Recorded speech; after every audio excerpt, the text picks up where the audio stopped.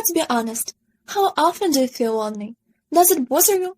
Do you imagine how more productive your life would be if you didn't worry, for instance, about the fact you don't go out with friends as much as your peers do, or can experience true friends adventures/love relations only when watching TV series?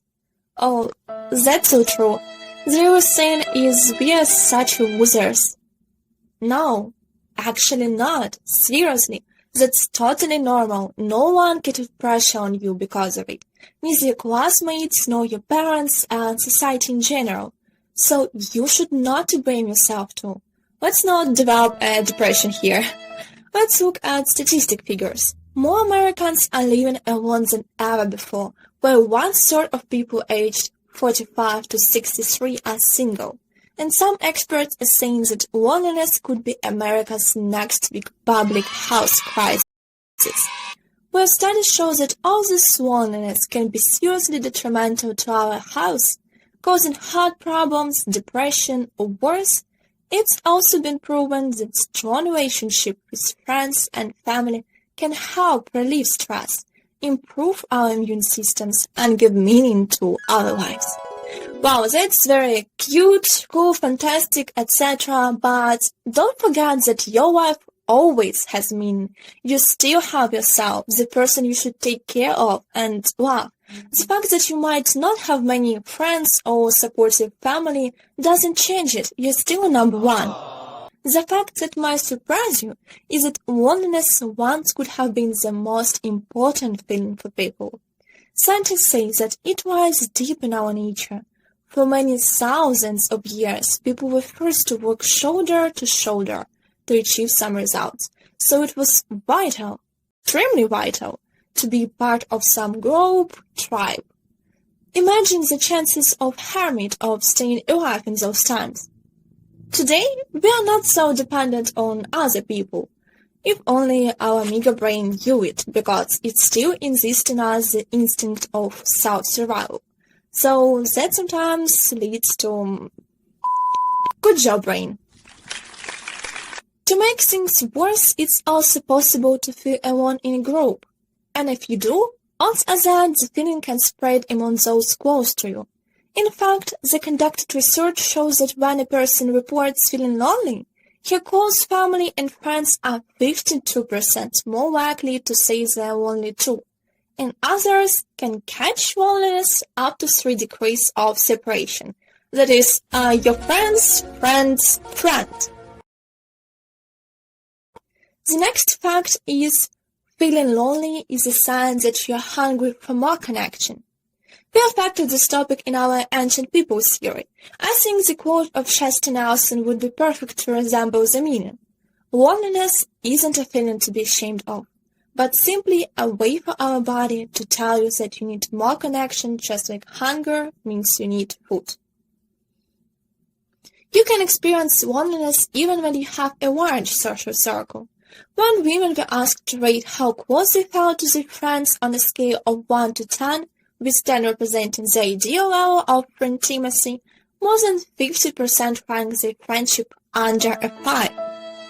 I believe that for many of us, our loneliness isn't necessarily stemming from the fact that we don't know enough people, but rather that we don't feel close enough to a few of them to take care of need for connection.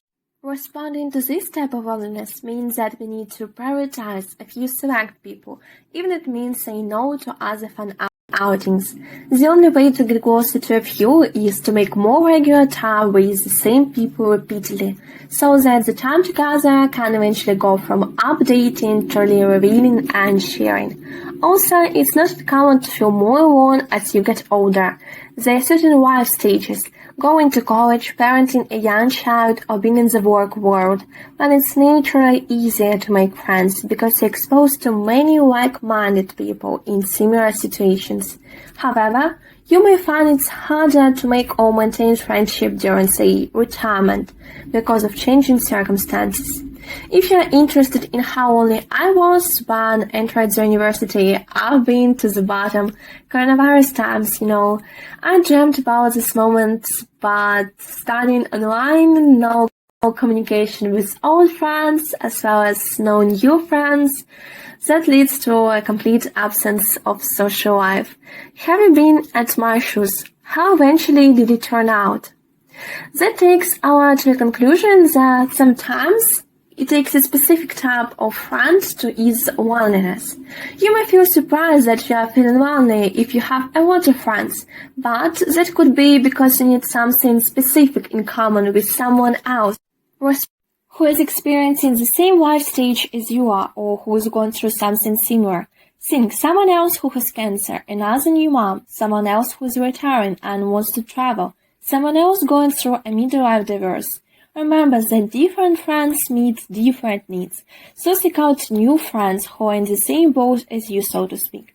The important thing is not to be discouraged with your current friends for not being able to meet this need, and keep appreciating all that they do bring to the relationship.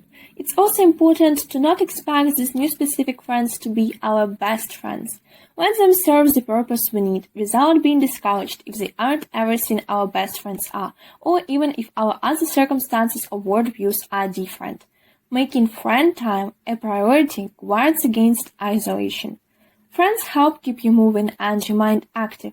You are much more likely to join a class or go for a walk if you know that you have a friend waiting for you. This goes a long way towards alleviating depression and isolation that can lead to all sorts of health issues. To stave off loneliness and its psychological and negative effects on health, it is helpful to release small positive things, such as helping someone or visiting a friend or even completing small everyday tasks. If this is not possible, try to visualize future positive events, a family get-together, a wedding, the birth of a grandchild, or a trip. Feeling alone not only harms your mental health, but also physical health. Chronic loneliness can be a downer for your body as well as your mood. Surprisingly, a lack of friends is as harmful to a health as smoking up to 15 cigarettes a day. In fact, loneliness could kill you. Literally. A lack of feeling connected might even shorten your lifespan. The same study mentioned earlier found that those who had a close circle of friends outlived those with the fewest posts by 22%. Another study that followed more than 300,000 people from around the world discovered that those with close relationships were 50% more likely to be alive at the end of the study. And a study earlier this year found that the subjective feeling of loneliness increases death risk by 26%, while social isolation and living alone were found to be even more harmful than feeling lonely, increasing mortality risk by 29% and 32% respectively. Getting online might be one of the least intimidating ways to meet like-minded people and combat chronic loneliness. You can also seek out local groups that match your interests, where you will find everything from nighting circles to book clubs to walking groups. I want to share my opinion. A friend of mine has an internet friend with whom she chats and plays video games for several years now. But for me, it never was an option. Seeing person, being able to meet in real life is very important for me. But I'm sure you guys can share some stories of real friendship found in some communities, for example, in Discord for video gamers or people with other hobbies. That's all for today, guys. Please like this video and subscribe if you want to get to know more scientific facts about this world and human relations.